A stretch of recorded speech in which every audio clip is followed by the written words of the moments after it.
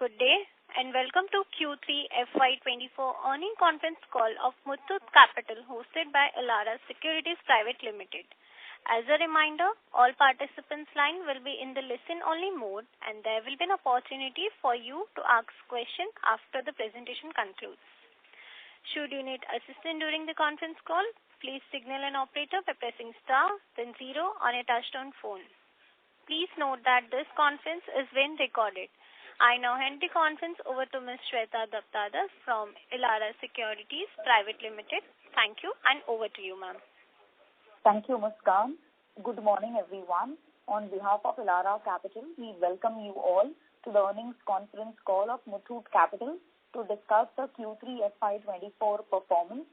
From the esteemed management team, we have with us today Mr. Matthew Marcos, CEO, Mr. Ramandeep Gill, CFO. Without much further ado, I now hand over the call to Mr. Ramandeep Gill for his opening comments, post which we can open the floor for Q&A. Thank you and over to you, sir. Hi, thanks, Shweta. A very good morning to all of you. We'll start this call by, wherein I will be explaining what we have done in Q3, how the numbers are looking like as of now, and what we can do in Q4 as well, and the quarters to come. So before that, I'll just take you to what, in terms of my business volume for Q1, we have done approximately 200 odd crores in Q1. We started then partnerships aggressively, wherein we have done 330 crores in Q2. In Q3, we have done a very good number of 479 crores, which has increased my book by 180 crore approximately as compared to the Q2, despite having a one-time hit of my ARC transaction, which I have done amounting to rupees 235 crore. I have been able to take my portfolio to 1944 CR as of Q3 end. So there is certain increase of 180 crore in the overall portfolio of the company. We have taken our balance sheet size to 2400 CR, whereas in terms of my PAT, the profitability of the company for the first 9 months stand at 111 CR. Whereas as far as this quarter is concerned, we were at 10.26 crore in terms of profit, which is ultimately taking my shareholders' fund to 601 crores. The company for the first 9 months has shown a very healthy ROA of 7.70%. And just to now talking about the asset quality of the company, we are on the verge of improvement right since Q1, as we have seen, in terms of our own recovery. Then we have taken the route of ARC. Then, where we are in terms of the own book portfolio asset quality. 98% of the efficiency we have already reached in my zero bucket cases. And we have been continuously improving in all stages, whether it's stage 1, stage 2, and stage 3. The overall GNP of the company, wherein we have started accruing interest also on that, has been reached at 10.669%, which is 51% lower than as compared to the year-on-year. And our NNPA is 3.55%, which is again, 2% lower than year-on-year. Debt to equity ratio of the company is very solid. We are at 2.92 times and with a healthy CRAR of 33.21%. The company has posted an EPS of 64.47 rupees with an overall ROE of the company for the first 9 months, 32.74% and ROA of 7.70%. We have already spoken about the GNPA. Comparing my business number for the first 9 months of the last year, if we talk about quarter on quarter, we have done 412 CR in the quarter 3 of the last financial year, whereas in this financial year we have done 480 crores approximately. Wherein we have been able to post good results in terms of also just to add on, wherein I will also my CEO will take it forward. We, in terms of employee expenses also, we have done a certain increments, appraisals in this quarter. So we have taken the entire, hit in our OPEX also for that. The average LTV of the company remains solid, is at 81%, specifically if we talk about a two-wheeler business. Talking about, fund position of the company, as usual, we have seen that, right from the last 1 year or so, we are always at a very healthy, in terms of liquidity. That is the reason we can see a very good jump in our CRAR during the year also. In terms of my fund balances, we have closed at 313 crores, and we are expecting to maintain the same level of funding, whereas expecting the business to grow by at least 25% month on month as compared to the Q3 numbers on monthly basis. The performance of the overall borrowing mix of the company, which I will say. First, I will talk about where we are in terms of my shareholding pattern. The promoters are holding 62.62%, which is a very, very healthy sign, and whereas with retail we are holding 26.04%. The remaining have been segregated between FII and FPI, NRI, KMP, body corporates, which are holding approximately 6.31%. In this quarter, we have been able to source an additional facility of 314 CR, which mainly comprises of, taking the securitization route of 83 crores. Talking about, CPs, we have taken 56 crore at a very good rate, and we have also taken one NCD of 100 crores and term loans of 75 crores. The company has posted, though there is an increase in MCLR, which we have seen, and specifically after the circular from the RBI, the company has been able to maintain its borrowing cost at 9.82%. In terms of my rollover working for all the working capital demand loans which we have from banks, PSU, we have been able to successfully roll over the entire thing, and the total amount of rollover stands at 570 crores from this. We have also initiated during the Q2, we have revised our fixed deposit rates that we have revised lately in the month of October end. From that itself, we have been able to source 5 crores as an additional fixed deposit from our state itself. So that is something which we are looking forward to increase, so that overall cost of funding can be brought down.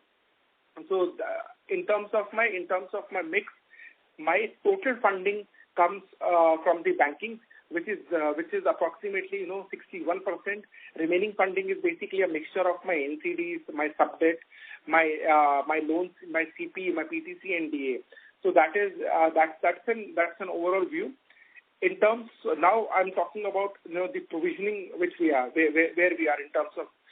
If you see my presentation which I've already shared, my provisioning which we have done through ECL and what is required by the RBI, we are 21 crore higher than that. This shows that management still believes that conservatism in terms of asset quality is required. We are having a healthy PCR of 75% as we speak, and we continue to maintain it in the future as well.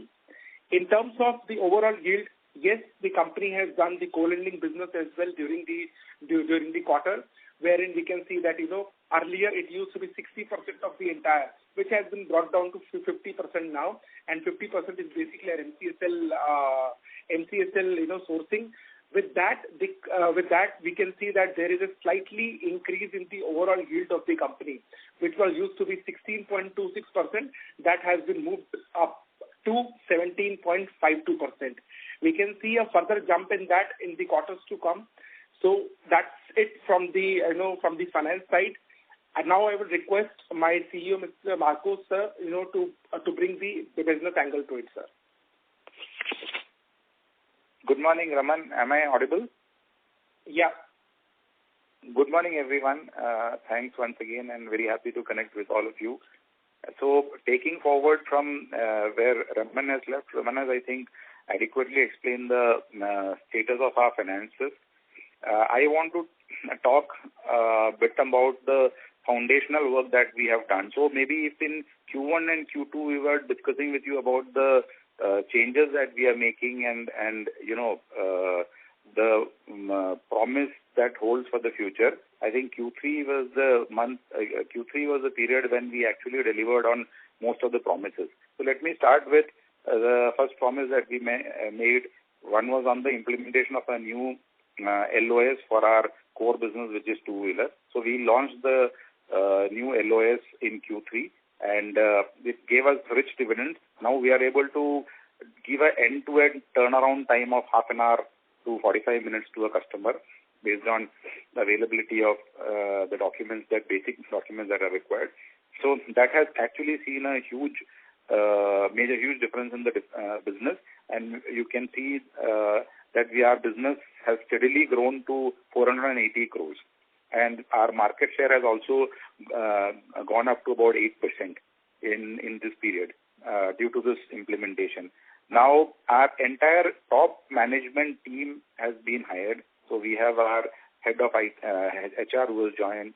We have a head of compliance. We have a head of IT. All these positions which were vacant have been filled, so the entire leadership team is in place. Our co-lending partnerships have been increasing. More and more partners we've been able to attract. So today we work with about 7 partners. Our internal sales team has been made robust, and the productivity has, which was very low at 6-7, has gone to 12 now. And with the new LOS coming in Q4, we are expecting the productivity per frontline to jump to 15. So all those foundational work that we did in Q1 and Q2 has actually started delivering results in Q3, and we are extremely bullish. The another, I also, in the last calls, I had mentioned about the new business that we are getting into. So the used car business we have started, and it started getting stabilized now. So we have started disbursing about 5 to 7 crores now with the team only in the markets of South, which is, we launched this in Kerala and Karnataka.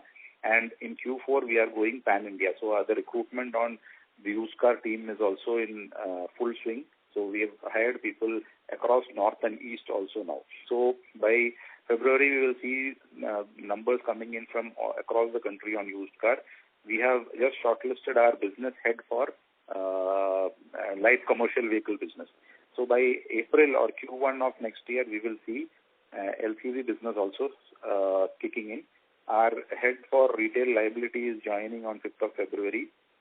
So that is another business which I have talked to you all about in the previous 2 quarters, and that also will start kicking in. While we have started the basic groundwork where we aligned our interest rates with that of other SFBs and NBFCs.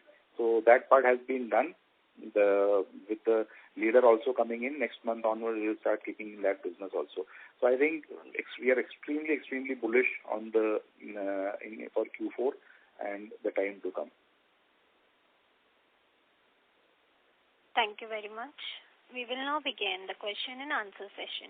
Anyone who wish to ask question may press star and 1 on the touchtone telephone. If you wish to remove yourself from question queue, you may press star and 2. Participants are requested to use handsets while asking a question. Ladies and gentlemen, we will wait for a moment while question queue assembles.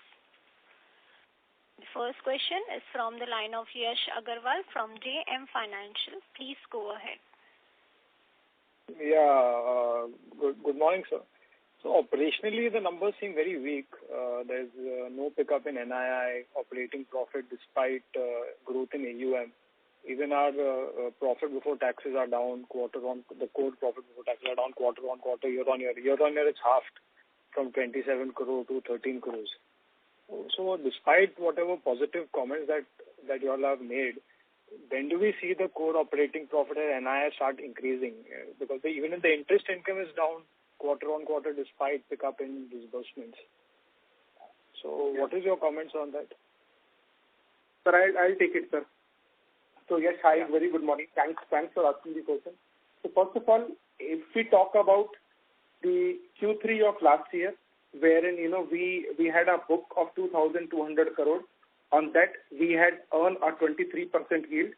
Talking about a book of 1,944 CR, wherein we are having a blended yield of 17%, and wherein the co-lending partnerships, though we have decreased our yield, but one thing is for sure that we had 0 NPA on that partnership, which will give a slight comfort. Yes, we can easily say about that, NII has dropped down. But if we compare our NII with the previous 2 quarters, we are slightly in the range just because of the fact that, our book has dropped and we are trying to recover it, from each and every quarter. And then the recovery is of 2 modes now.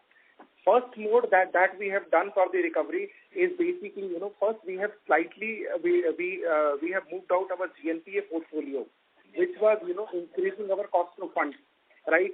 Second thing is, in order to be in the market, we have to show them yet that from last 18 months, whatever portfolio we have done, if you see the GNP of that portfolio, it is not even 5% as a whole, right? Third thing, because of the fact that, now the asset quality has improved. Now we have taken a step forward that yes, in these markets wherein we are not facing any GNPA, let's try and expand it. That is the reason we have been able to deliver a result. As I said in my call earlier, sir, that in Q1 and Q2, majority share was from co-lending, which we can see has been dropped down in Q3, and which we'll also see that, in quarters to come, it will again drop down, and then the book will grow, your NII also will grow, plus your GNPA, which has been proven in the market. Because, sir, earlier, I can easily say that, yes, NII has grown. What happened to that, sir? Entire book has become NPA, right, sir? So 25% of the NPA was there. I don't want to have a situation in life wherein we should go ahead for NII, because there are clients, markets are there wherein we can easily take a yield to 28 odd percent. But no, we don't want. We want to be very, very safe. We want whosoever be our co-lending partner should be able to take that hit, and should be and has the ability, to evaluate the client extremely well. That's what we are doing in MCSL as well. Because if for a short run, yes, we can say that in Q3 our operating profits are not as up to the mark, but in the long run it will be it will be turned out as an advantage to each and every shareholder, because we have already proven the concept of lower NPA in the last 1 year or so. That's what I want to summarize it, sir. But sir, with such low yields, with such high cost, we are making 6% ROE, 2%, 2.4% ROE. And last quarter you have said that you are looking at 7 to 8% ROE for next year. So how does that math work out? Could you explain for FY2023? Yeah. That what is the sure. NII on assets, what is the OPEX on assets, and credit cost on assets that you are looking for? Sure. So, sir, thanks for asking this question. What we are doing, as my CEO has said, we are on the verge of expanding now, right? Wherein we have already identified markets wherein we'll do our own business. Specifically, if you see the two-wheeler business, wherein from the years we are seeing that the asset time period is only 2 years. That's the reason we have moved to used car. We have also moved to LCVs also, right? Because the asset time period is more than 4.5 years, right? Wherein you are able to take the income for a longer period of time. Now talking about the last call wherein I said that is ROA will increase. Sir, yes, 100% it will happen. The blended yield, if you compare from the last 2 quarters between co-lending and MCSL, which has been dropped down to 16%, has been increased by 1.5% because of our share. If you see in Q4 itself, we have a target to do somewhere around 70% of the MCSL share, which will again increase your yield by approximately 2%. So that will my mathematics says that by this year end, or specifically for Q4, we will be turning an ROA of somewhere around 4%. Specifically for a particular. Could you walk through the math of 4%? Yeah, sir. So sir, in this quarter we have done a PAT of somewhere around 11 odd crores, right? I will not say the number that's what we are expecting for this quarter, but yes, overall volumes that I want to say that there will be an increase of approximately 25 odd percent in my overall for funding, right? Overall sales, sorry. And in that overall sale will have a 2% additional yield, right? So because of the 25% in sales is you're talking about 25% increase in AUM or NII? AUM, sir. Okay, so you're saying that the AUM will be 2,400 crores by March end? Not, sir, I said 25% increase in the sales which we have done in the Q3. So that's what I'm trying to understand, sir, that 25% is increase in disbursement, AUM or NII that you're talking for? Sir, AUM. Sir, we have done 480 CR. So, okay, I'll explain you. We have done 480 CR in Q3, right? we are expecting somewhere around 600 CR in Q4 in terms of my sales volumes, right? Okay. Now, when I will be doing 480 CR at a yield of 17.26%, right? And I will be doing 600 CR at a yield of 2% higher than that, right? So there will be a automatically shift in increase in my total revenue of the company, whereas expenses will remain the same, right? Okay. And there are few additional expenses which we have incurred in this quarter in terms of my implementation of LOS, right? Those expenses will also be out because that has already been implemented and amortized. So, in nutshell, I am expecting a 30-35% increase in my profitability as an overall, specifically for Q4. Okay.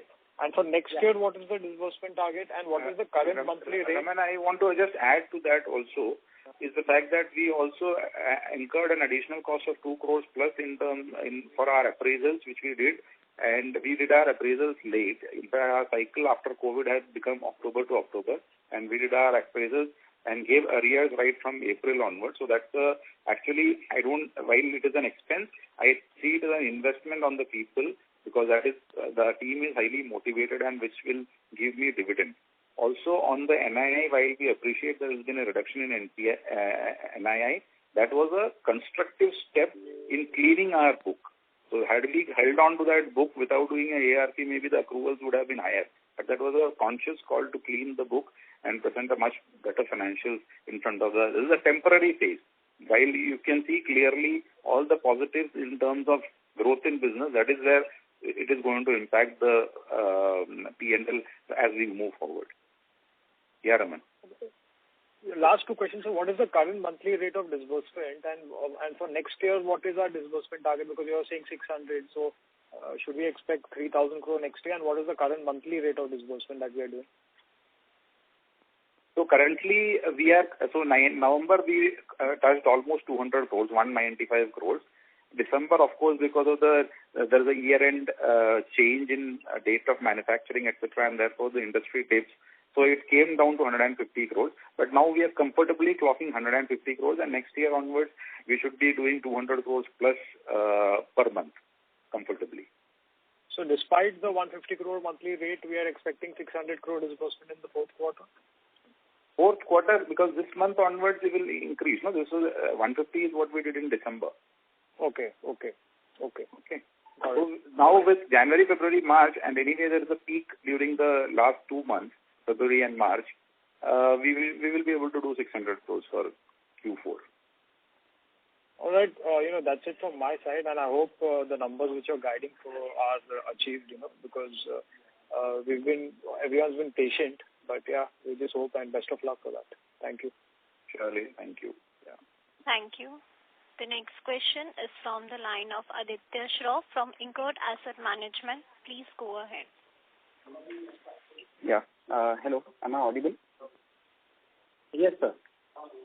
Yeah. So I had this question. So on asset quality side, so what we can see on a QOQ basis, the slippages and recoveries were more or less stable. But what has caused the increase in provisions? Because the provision coverage ratio has also not improved on a sequential basis. Sir, hi. Provision PCR is basically 75%. That was a conscious call that we have already taken in the Q2, which you can also see in the PPT which has been shared in our Q2 results. Earlier we used to have PCR of somewhere around 88%, right? But since then we have taken a conscious call that yes, now I will say 50-60% of the NPA has already been sold out through the ARC route. So we don't need much of that PCR. That's the reason we have taken a conscious call of keeping the PCR at 75%. Yes, but I just wanted to understand if the slippages haven't increased and the recoveries were also almost similar to that of the last month, then why were the provisions higher? So provisions have increased from 2 to 5. Yeah. So just to add on, sir. So there are 3 stages, sir. Stage 1, 2, and 3. When we go to stage 3, there are also doubtful 1, doubtful 2, and 3. Right, sir? So provisioning in doubtful 1, though the asset remain at stage 3, right? But when it moves from doubtful 1 to 2 and 2 to 3, the provisioning on those assets will ultimately increase, sir. That's the sole reason. Second thing, just to answer you, sir, our NPA numbers, precisely for Q2 and for Q3, you will say more or less the same. The entire chunk, which I would also want to say that, we have sold only a part of 235 crore in Q2, right? The remaining is still there, approximately 160 to 170 odd CR of NPA, which is coming right from my COVID era. That is where, we have to take a call. But yes, we have a team, they have already started recovering on it. And we are hopeful that, that after Q4, we will be taking a call on this, sir. On that, so basically you are saying that some assets have moved to stage 2 in this quarter, which is why the provisioning was made. Yes. You said that we are doing good on all the three, all the levels. Like stage 2 has also improved and stage 3 has also improved. Yeah. So sir, yes, stage 1. If it has improved, then how that more of our assets are moving to stage 2, and we have to make So provisions are basically more than 100% on a QOQ basis. 100% on a? On a QOQ basis, if you look at it, so I think, they are higher by, so in the last quarter, if you see provisions were around 2.7 crores, in this quarter it is 5.5. So sir, if you see that there is out of that 5.5, there is a repossession loss, right? Wherein we have done repossession and we have sold those assets. That itself contains approximately 3 CR. If you drill down this impairment, it is not because of the impairment on the existing asset. It is because of the impairment on the asset which has already become bad for us, and now we have taken a repossession out of it and sold those assets out from our book. Okay. From our book. Okay, so basically the recovery is yet to come, you are saying? Yeah. Okay. So, also, I have another question. So, in the last Concall, you mentioned that November is generally one of the strongest months for us because of the festive season. And even in that month, we were able to do 200 crore of disbursement. And now that in December itself, we have seen like 150 crore of disbursements, and now so we are doing 150. So how are we expecting like 600 crore of disbursements in Q4? Yeah. So are there any signs for such improvements? Because even in the last quarter, you had mentioned that we'll be targeting around 600 crore of disbursements, and we are able to do 480. Yeah, I will take that question. So, two things on that. One is that Q4 happens to be equally good, if not better than Q3, generally in the automobile industry, when numbers pick up in February and March. And there's been a general increase in numbers overall month-on-month in the two-wheeler sales. So that is one. Two, on the new LOS that we implemented, it got implemented towards the middle of November, and it got stabilized only in, say, December. Okay. Now with this LOS stable, as I mentioned in the initial talk, that I am able to give a disbursement ad of half an hour to 45 minutes, which is increasing my acceptance across the channels, right? Whether it is my own internal channel of MFL branches or to the dealership. So therefore, I am confident that these numbers can be achieved. Three, the used car business is also picking up, which will add some value to the overall numbers. So 600 does not seem to be a challenge, looking at the way we are growing. Plus, we are adding our partners also. The co-lending partners are also very bullish. So we had a review with them also last week along with that. And all of them have also given us some certain commitments for Q4. So based on all these facts, we have given this number to you. Does that answer? Sir, but sir, Ramandeep sir had just mentioned that he is looking to target around 25% growth in AUM by Q4. So that brings us to around 2,500 crores of AUM. But if we do like 600 crores of this, sir. Yeah. AUM, right? There will be a growth in the sales as compared to the Q3 number. That's the reason 480 number has reached to 600 crores. 25% it is. 25% increase would be AUM or disbursement? Disbursement. On the overall sales of Q3. Okay. No, sales, you mean disbursement? Yeah. Disbursement, not on the EM, sir. Yeah. Okay. Got it. Thank you. The next question is from the line of Rajesh Mehta from Yes Securities. Please go ahead. Yeah, hi, good morning. Thank you for taking my question. Sir, MD sir ended his commentary by saying that he is extremely bullish on Q4 and times to come. And we also said that the foundational changes are almost done and we're adding new products which would add more growth. Can MD sir please kind of quantify this in terms of the growth in ROE roadmap for FY25 and FY26? See, as Raman was mentioning, the reason why we are adding up more products is, of course, the fact that we predominantly were a two-wheeler loan company. 91% of our book was two-wheelers, where the average tenor is only 24 months. And the runoff is very, very fast. So if I am disbursing 100 crores, I don't grow because I collect also 115 crores. Okay.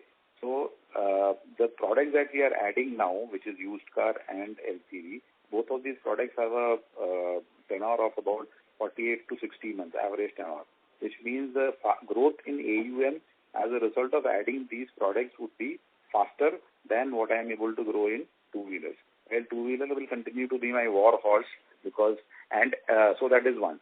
Two, while I am hiving off into the businesses like used car and LCV, my average IRR would continue to hover around 18.5 to 19% because that is our sweet spot. That's the segment where we are focusing on. Our focus segment will be on the LCV side would be the FTU, FTB, which is a first-time user, first-time buyer segment, and therefore we will be able to get those rates. So therefore, our yield that is at 17.5% as of now or thereabout is not going to go down. With adding these numbers, our overall average yield will only tend to move towards the 20% mark, then come down. Because as the partnerships are growing, we continue to add more on the retail side of our own business as well. Okay. So therefore, the ROA guidance that Raman has given remains intact. That doesn't change. No, sir, I was looking out for a slightly longer-term guidance for FY25, FY26, as with slightly longer-term since that will give us some clarity about. Okay, longer-term, I don't know whether I can make a forward-looking statement, but yeah, the general direction that we want to take this company in the next 3 to 4 years is to a 10,000 crore book, where about 40% would be two-wheeler. 40 to 50%, about 4,000 crores will be two-wheeler, 2,000 crore each on used and LCV businesses, and about 2,000 crore of liability book. That's the broad aspiration that we have. And that's the way we are building the foundation. That's why we have put all these businesses as separate SBUs. Earlier, we had just about sales units, north and east, south and west. Now we have hived off with all of this. Two-wheeler is a different SBU. Car loan is a separate SBU. LCV is a separate SBU. That's how we are creating it. Retail liability is a separate SBU. And the alternate channel is a separate SBU, which will cater to sourcing all these products through our alternate channel, which is MFL, Muthoot Concall branches. So that's the broad guidance on the numbers. Okay. And what will be the profitability of our co-lending business? Because you spoke about having zero NPAs, but broadly in terms of, say, ROE level, what is the steady-state profitability of this model that we run? Sir, in terms of, I'll say percentage-wise, I'll say I'm able to earn somewhere around 3 to 3.5% flat, after excluding all my finance, all, provisioning part and all my OPEX. So this is on the loans which you generate, you are able to earn 3.5%? Yeah. After excluding everything. Yeah, after tax. Yeah. Okay. Got that. Yeah, those were my questions. Thank you so much and best of luck. Thank you. Thank you. Yeah. A reminder to all participants, you may press star and 1 to ask question. The next question is from the line of Chetan Shah from JM Financial. Please go ahead. Hi, sir. Thank you so much for the opportunity. So, two questions. One is, if you can, just clearly articulate the economics of our own book and versus the co-lending book. I mean, if you just broadly split between what were the NIMs, OPEX, and the final ROA for both the businesses. Okay. Another question? And the second, so based on this second question is, I mean, if I look at the co-lending disbursements, etc., that is happening, so if I look at the Q3 numbers, it's already 58%. So my sense is if the co-lending piece continues to increase, and at the same time we have our own setup, etc., so how does the mix actually move to, and it will actually, does it even, make sense to go for co-lending? That's my second question. Okay. Okay. So we'll start with, first of all, why we have chose the route of partnership. That everyone knows that, the company has already seen a bad phase in 2022, wherein, just because of, I'll not say anything, but yes, to earn short-term yields or interest income, sourcing everything and anything in the areas wherein we didn't have any expertise, led to what? Led to a short-term operating income on a very higher side and a long-term loss to both to investors, shareholders, and everyone, sir. Right? So while we had a co-lending, if you see our co-lending partners, they all are industry players, having its expertise there from last 40-odd years, wherein they know the industry extremely well. That is the reason, we don't want to burn our hands, wherein we'll be investing our own money and then we will say, oh, we had a loss. But that loss is only for one time. No. We want to invest these funds and we want to learn from their expertise also. And that is the reason, we initiated partnership business 14 months back. That was the reason. Second thing is, sir, the question that you have asked, yes, our yield when we talk about Muthoot Capital Services, on all the loans that we have sourced, the borrowing cost remains same, irrespective whether it is a co-lending or an MCSL business. It's 9.82%, whereas our yield specifically comes at 23-odd%. Whereas yield from the co-lending is somewhere around 14.5 to 14.75%. That's what we are earning from these partnerships. In terms of my OPEX and all, all the employee costs that we are earning, all those employees are majorly towards, building. We are building the employee strength, if you see, in last 2 quarters, because we know that business volume from MCSL side, as we are in the verge of expansion also, these will be the employees wherein we don't have to hire people now. We have already built a team for ourselves. That is the reason we can see there is a slight jump in our employee expenses also, wherein we have seen that, because we know how many employees we need. See, end of the day, it's a game of, one counter sales executive will do how many units. We are expecting, one counter sales to do somewhere around 15 odd units. Right now, we are at somewhere around 7 to 8. But yes, since they were also new into the system, they have also, they have been able to spend three months now.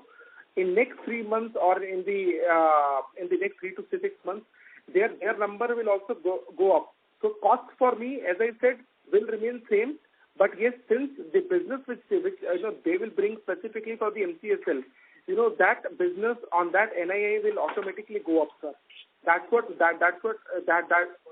we are, sir. We do not have any separate cost for co-lending. Yes, we do have 2 operation guys, who are there for their SFTP folders, for all those things, right? The policy is there wherein, our team, our underwriting team is there.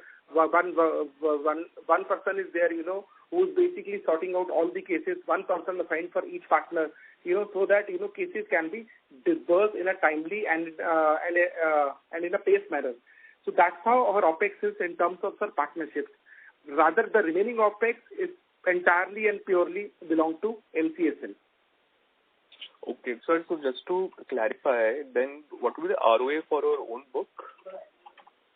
Sir, if I say in terms, just hold for a second, sir. So, sir, when we say ROA for the return on assets, if we talk about the own book, sir, our own book as we speak,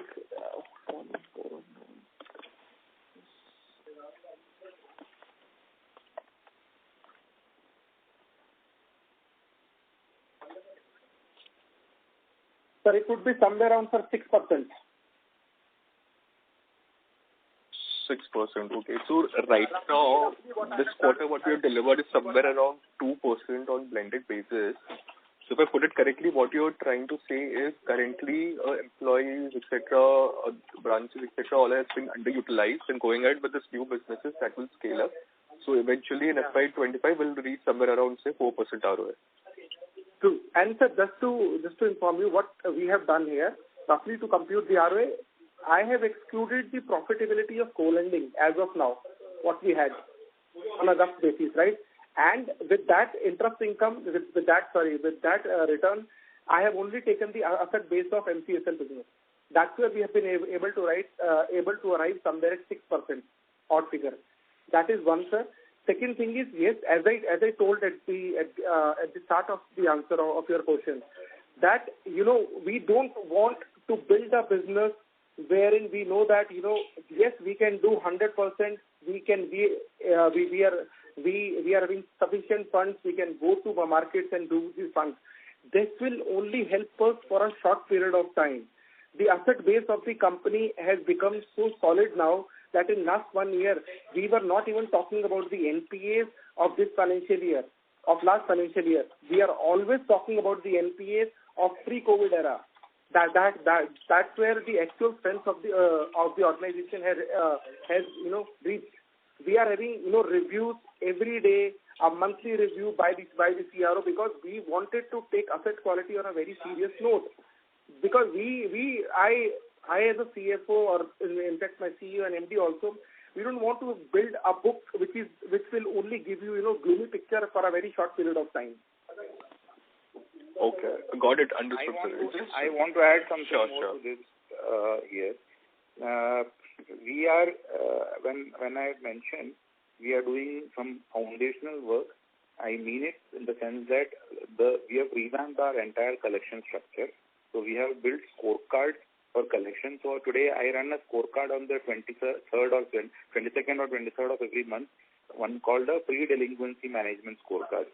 There I run it I split my portfolio into never bounce and ever bounce. On the ever bounce cases, I run this scorecard, which gives me a probability of which are the customers who have the highest probability of bouncing their EMIs. That gets worked upon right from 24th onward. We do rigorous telecalling on those days till the 5th, which is our EMI date, and therefore we've been able to reduce the number of bounces by this method. Then for each subsequent bucket 1, bucket 2, bucket 3, I have scorecards which will tell me which are the customers who have highest probability of roll forward. And my collection allocation strategy is completely based on that now. Earlier it used to be random, saying that, okay, this is the guy, I allot him 500 cases, another guy I allot him 80 cases, etc. Now it's a scientific process. Every allocation is decided based on the quality of the resource and the probability of the customer to bounce. If a customer has a high probability of bounce, it will be dealt with initially in the sense giving it to the best collection agency rather than giving it to the telecalling team. 2, if a customer has a high probability of roll forward from one bucket to other, it will be given to the best agency or to the best executive accordingly, rather than giving it on a random basis and wait for him to roll forward and bringing it back. And that is the reason why, if you look at it in Q3, while the book has grown by close to 500 crores or the disbursement has grown by 500 crores, the NPA has remained stagnant. There's been, I think, only 40 lakhs is the overall growth in the NPA, even considering the old book. So that is the kind of scientific approach we have brought into the entire collection process, sales process. And with this new LOS also coming in, we see good potential to grow in Q4 and ahead. Got it, sir. That is well appreciated. Just one broader long-term question. I mean, I'm pretty sure all other investors must also have this thought. So we were in this two-wheeler business for quite some time, and then, it has been like we are now relying more on the co-lending fees, which are much, smaller businesses, etc., which started much later. So going by that logic, now we are entering into new businesses. So what would give us confidence as investors that over there, basically, we do not see such a situation of flow, etc., that has happened on the two-wheeler side? No, I didn't get your question completely.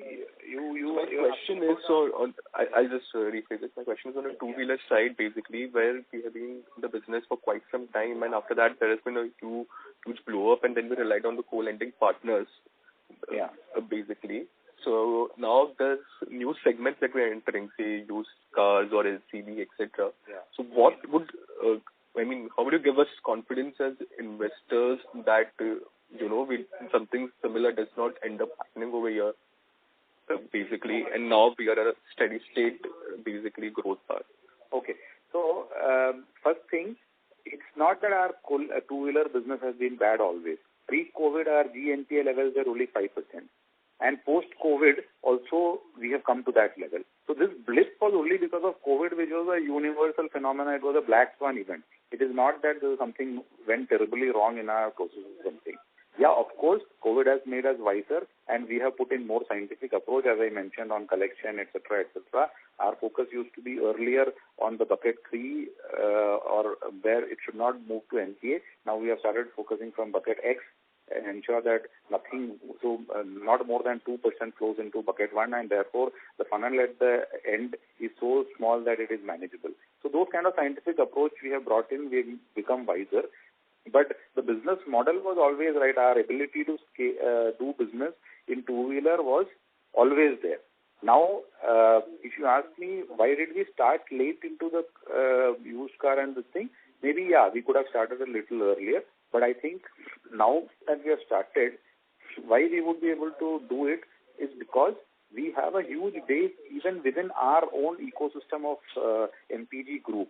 We have a Muthoot FinCorp, which has a 10 crore base of ever-touched customers of gold loan, etc. We have a Muthoot Microfinance, which has a 1 crore base of customers ever-touched. May not be the active base, but ever-touched base. We have a Muthoot Housing Finance. All of these companies, we have Muthoot Chips. All of these companies focus on the, middle to lower income group segment, which is our focus also. So we are not deviating from our focus segment. And that is the highest population in our country also. And that segment is where the income levels are growing. And that is a segment which is graduating from a cycle to a two-wheeler to a used car to, or these are the people who were, driving for somebody and now are aspiring to own a CV and be on their own, become an entrepreneur. So we are in the right segment, so to say. We are not in the space which is 10% of the country and there are too many banks to focus on. We are in the space where the population is huge and it is untapped and there is still a huge potential to grow. So if we say India and Bharat, we are in the Bharat space. We are in the rural market. We are in the pocket which is growing where the income levels are going up. Therefore, we are in the right space. There is no doubt on that. And if you believe in the India growth story, I think that is where we are targeting now. Okay, sure, sir. Thanks. Very much appreciated. Thank you and all the best. Thank you. The next question is from the line of Rishikesh from Robo Capital. Please go ahead. Hi. Thank you for the opportunity. So my question is on yields. So what I have heard as of now, I think the broad sense is that the yields were temporarily down last few quarters, and the reason was because the yields in our co-lending book went down. And now we are saying that we will get back to our normalized yields from next quarter, right? Rishikesh. Raman, I'll just take that and then you can take on. Okay. So I think, Rishikesh, thanks for the question, but I think, the way I would like to look at this is that on the business side, we are doing all the right things. Yields will keep changing based on various external environment, etc., etc. These are business models. Co-lending, is it a good model to be in? Today, every partner of mine has been approached by the biggest banks in this country for starting a co-lending partnership. That is the amount of focus that is coming into co-lending. Even there has been, comments from the regulators on co-lending business. FLDG has been approved. Earlier, FLDG, RBI was always silent on FLDG. Now, RBI said that, okay, you can go into take a 5% FLDG. So, co-lending is becoming a very, very popular mode of business. Okay, so that is going to stay. All the big players are getting into this business. We have a first mover advantage where we could rope in many of the partners because of our efficient delivery. Most of the co-lending partnerships get stuck because the discussions happen for 3, 4, 5 months, then the integration goes for 3, 4, 5 months, and eventually both partners lose interest. But our ability has been, we've been able to close each co-lending association very, very fast. So we are able to agree upon a common policy, we are able to agree upon a platform, and we are able to execute it faster. And that's why we are having so many partners. It is not by chance that we have been able to do this. So this being the case, so yield will vary. Of course, there is a huge OPEX on the part of the co-lending partner also. They have to do the entire sales, entire collection, everything. We are just providing the capital and they are banking on our ability to raise capital because we have a brand name. So I am not much worried on the yield per se. I am more focused on, are we growing? Is the business growing? Are we putting the foundations right? Do we have a collection process right? Do we have a sales process right? Do we have a digital mode of delivery? Are we able to deliver back to the customer? Are we able to deliver satisfaction to the customer? I think those are the things which we are focusing on as a company. And on all these aspects, we are ticking the right boxes. Yield can keep changing, and I'm not too worried on the yield, honestly. And Rishikesh, just to add on, sir, we have already seen increase in the overall yield, and you will always see the increase only in this yield because, as I said, the MCSL business is going to go up. Got your point, sir. But I think I was referring to because at this same level of AUM, like what we will be doing, let's say, expected in Q4, last year we were around 19.5% blended yields. So just what I wanted to know is, how are our blended yields structurally now changed? Yeah, very good. So, sir, again, I will say that comparisons with the last year on paper, on numbers are extremely good. Last year was the year, after Q3, we were struggling for funds, right? Bankers are on the call. With all due respect, we know that the GNPA was extremely high. No banker was willing to take the call. I have already put a slide over there where, bankers were there. Whosoever has funded 100 crore, that has been dropped down by half, right? Even after posting such a good result, why did we have to, struggle for funds? One simple reason, sir. Yes, yield, is important for everyone. At the end of the day, how long you are able to take that yield without turning asset into the NPA, that is most important, sir. That's the reason we have taken a route of co-lending and partnership, sir. And now we know that, there we are, our processes have been strong, top management has been hired, right? Everyone has been hired. So we know that, from in the quarters to come, 100% I'm sure that MCSL business will go up, so as my yield. The yield which we are talking about of last year, we might, make it behind, after Q1 of next year. So that is something which is yes on our mind, but for us the focus will always remain on the asset quality, sir. Okay, so basically, if I'm getting it correct, for a couple of more quarters or 2-3 quarters here, then you might see some trajectory on your yields more than 19.5%. More than that, sir. More than that, any day. Okay. Sir, we have already reached, from 16.52 to 17.58 in this quarter. If you see from Q2 to Q3, one more quarter, maybe it will take you to 18.5%. Then Q1, Q2, we will not be even talking about that Q3. Honestly saying. Got it. That's how I see MCSL potential. Pan India, sir. Okay. Also about our used car business, can you share the loan book that we have currently in our used car business? Used car business, we have just started. It's about 20-25 crore book. That's all. Just started. Okay. And how do you see this book growing in next 2 to 3 years? We want to take it to a 2,000 crore book in the next 3 years. Okay. Okay. And also with we are adding new segments, used car, used LCV. How do we see the OPEX growth for next 2 to 3 years? Raman, you want to take that? Sorry, sir. Sorry. Yeah. Sir, yes. In terms of, sir, OPEX, it's basically a combination of as I said, sir, my employee expenses has already been incurred in terms of hiring and all. Right now, we are not, except for increasing my used car and LCV, wherein we want to expand on those lines. Other than that, sir, for my two-wheeler and for my used two-wheeler, the entire employee strength has already been hired. So I don't see much growth into that. If a new product, as you know, as a CEO has said, used car has come, therein we will see some jump into that. Other than that, I don't see any jump. Okay, to add to that, LCV, before we before we decided to get into that business, we made a P&L along with some consultants who've been there. And it was a P&L which broke even in the first year itself. I think by 11th month it was breaking even. That's one. Two, LCV is a business where typically the first year collection is taken care by the sales team only. So I don't need to invest in a collection team immediately. I already have a credit and a collection team at an enterprise level. They will be able to support, and sales will take care of the collection. Also in the used car business also it is similar. About first 6 months the collection is taken care by the sales team itself. So I don't need to invest there. The credit sales team or collection team can be common for the time being till we start building volumes on that. So therefore I don't see a challenge on the OPEX side. Okay, got it. Thank you very much, sir. Thank you. The last question is from the line of Aditya Shroff from Incode Asset Management. Please go ahead. Yeah, hello. Am I audible?